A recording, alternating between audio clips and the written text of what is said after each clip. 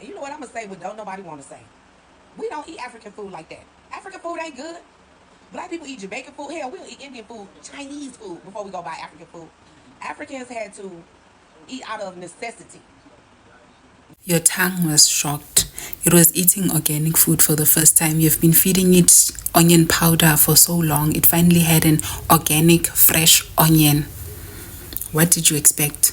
African food has an acquired taste. You might not like it the first time, but give it one or two more chances and you will never stop eating African food.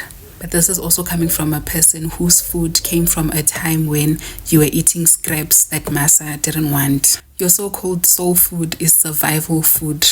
And to make it edible, your ancestors had to reach back to their African roots for spices, techniques, and traditions. We are the reason why your food has any flavor at all.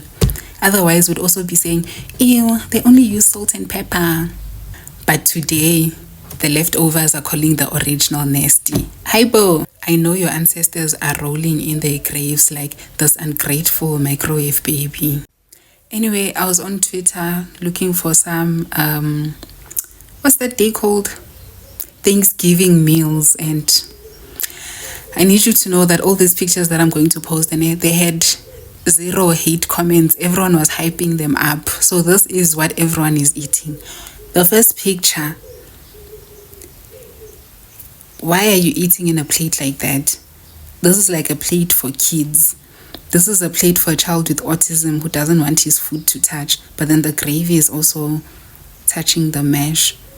Do autistic kids also work like that? Like, do they want their mash and their gravy separate? I'm not sure. And people were hyping this plate up like, oh my God, that's a great idea. Okay. And then this one, every picture has that strawberry jam. Like, I know it's not strawberry jam, it's they said what, cranberry sauce. That doesn't even look like a sauce. It came from a can. But this one is not bad, just that the gravy is too light. You know, when I thought of soul food, and I think of dark, rich gravy soup, you know.